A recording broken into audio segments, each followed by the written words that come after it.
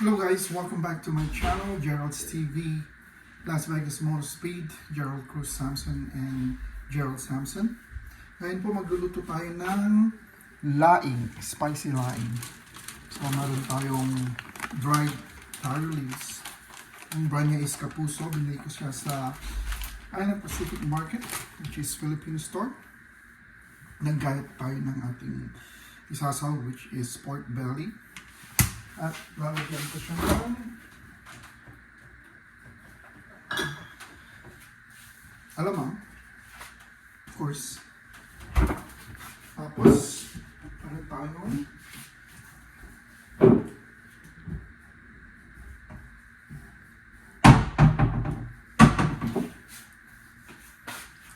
coconut milk.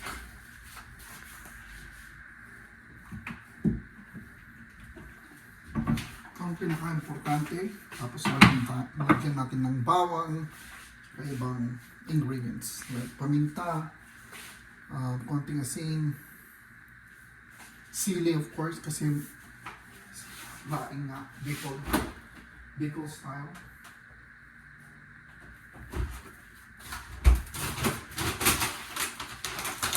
Ito yung ating garlic na nahubaran na.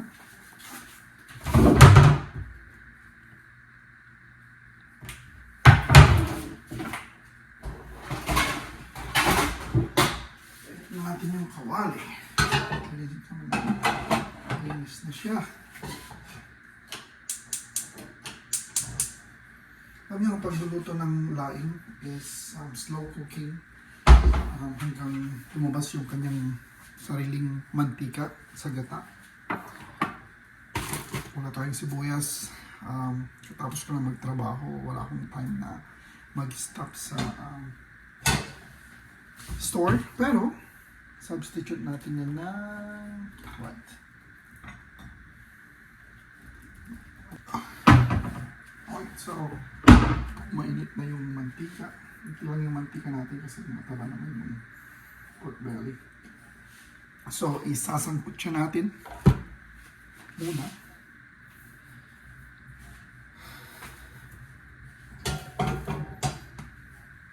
Ang ating aromatics kaya ng bawang, hubad na bawang,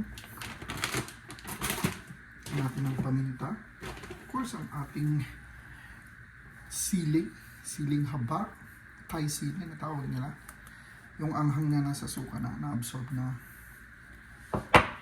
Lagyan natin ng konting suka para hindi mapanis yung ating laing. Yun yung sekreto niya. Ang gusto ko sa lawang is maraming bawang. So, maraming bawang. Para hindi mess ang ating kusina. Ito yung ating gabi, taro leaves, dried taro leaves, or pinatuyong dahon ng gabi. Anyways, before tayo mag-start, huwag niyong kalimutan mag-subscribe sa aking channel, Gerald's TV, more cooking vlog and tour and eating. And meron din akong YouTube channel na isa, which is Las Vegas Motor Speed. It's all about motorcycle and cars. That's the concept. Gerald Cruz Samson sa Facebook, just follow me.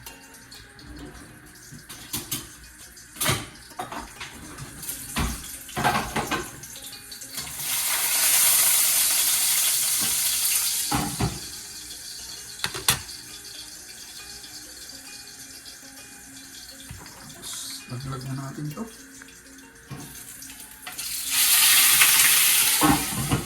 So ang pag-guide ko sa ating baboy is chunky siya kasi lagi ng guidance sinasabi ko, pag niluto mo yung baboy magsishrink. So sangkot siya natin, metos lang natin para maliit. Yung iba nilalagyan ng dilis, yung iba nilalagyan ng Mostly fish. Kasi ako, mas gusto ko yung baboy. Mas malinamnam. Ito na siya lalagyan ng asin kasi lalagyan natin ng alamang. Di ba? Yung alamang maalat na. Next is paminta. May naglalaro lang, di ba? So, ang gagawin natin sa ating baboy ay pag-brownin natin. Kulang pa siyang sarap. Pagdating natin. Hanggang lumabas yung katas ng karne para malinamnam, di ba?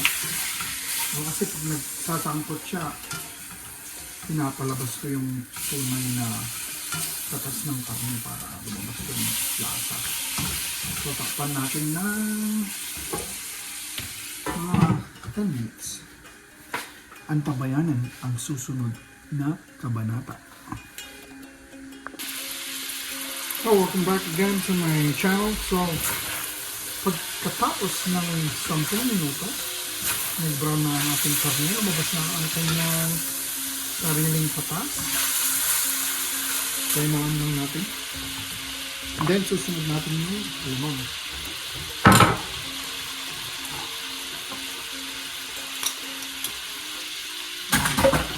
Ito lang. Hindi siya mga...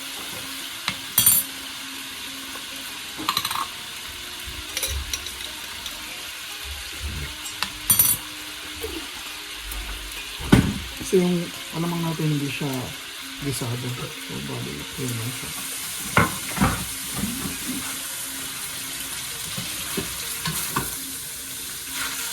Mas malinamnam pag may alamang, diba? Gusto lang natin yung alamang. Gusto natin sa karne.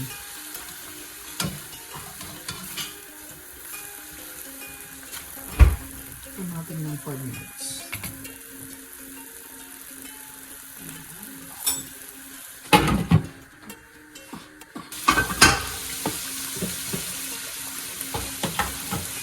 Ayan, so gusto ng ating alamang. Sa karne.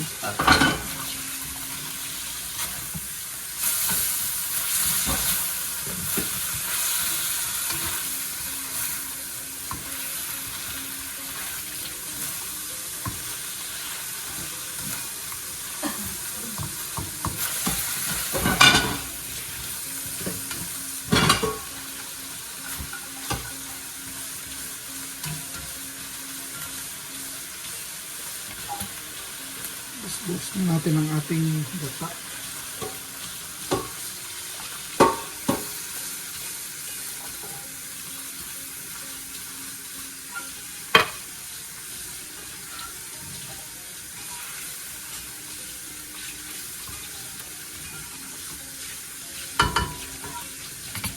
So,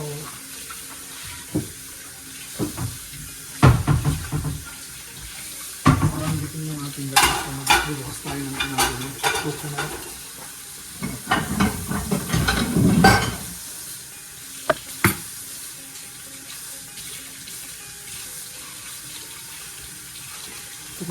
Ito po ang kanyang brand, Mayflower.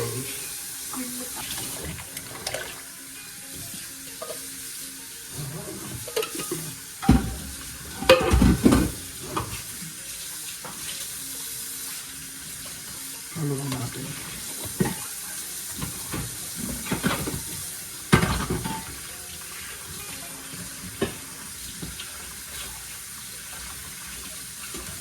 Yan, so 2 cans of coconut milk or cream.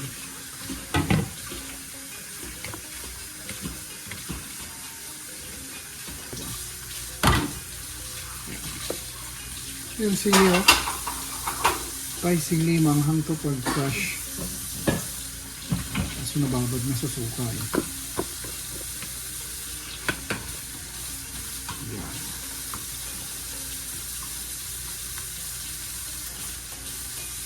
Tayo natin kumulo. Tapos, lagyan natin ng paminta ulit.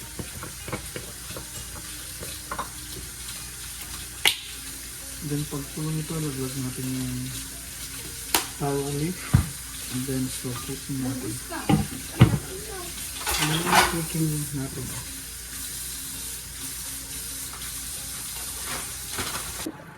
Ayan, kumukulo na ang ating gata. Ito na. Hinaan natin yung apoy.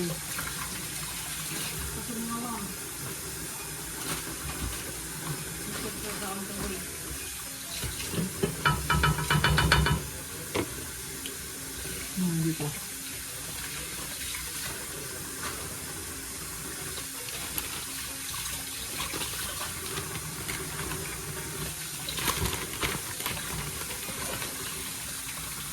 Yung nahugasan, charoli. Sabi ng mga matatanda, huwag nyo luin kasi ang katuin yung lalamunan. Superstitious to eat.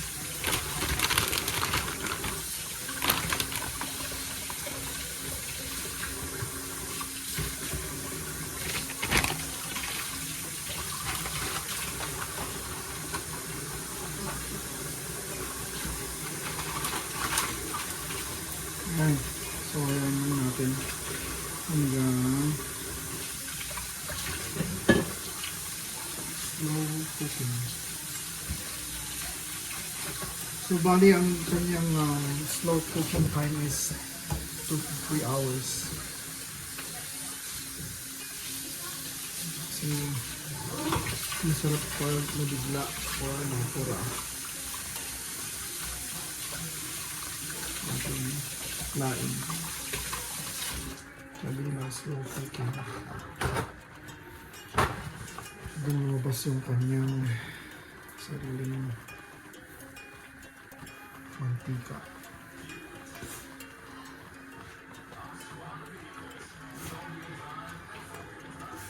Tignan natin.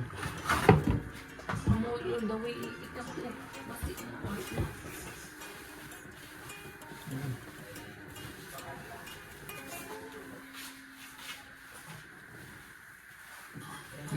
Standby po. Within 2 hours, balikan natin.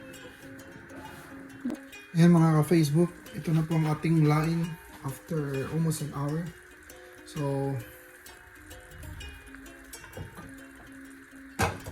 normally, ang pagluluto nito is 2 to 3 hours slow cook or slow cooking.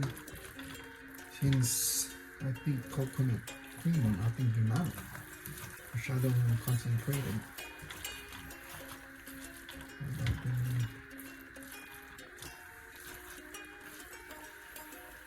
Siguro tubigan natin ng konti. Hindi siya dry na sa ilalim eh. Hindi lang.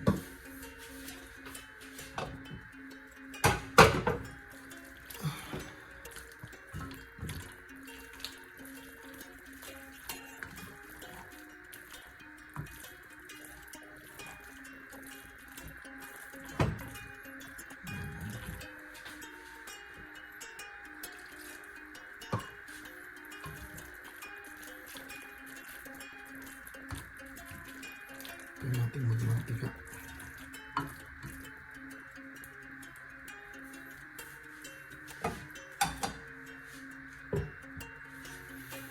Ayan, so another an hour. Balikan natin. Okay? Peace. Ayan, so luto na po ang ating laing. So, ayan po ang kanyang itsura. So, bali, nagmamantika na siya. Siguro konti pa. Hanggang sa lumabas yung talagang mantika sa gata at saka sa karni. Ayan o, sarap. Sarap sa kanin yan. Tapos magkamay ka. Ayan, so malapit nang maluto. Actually, pwede nang kainin at okay na ang ating laing. Salamat po sa panonood. At see you in the next vlog. God bless. Eat well and healthy. Thank you.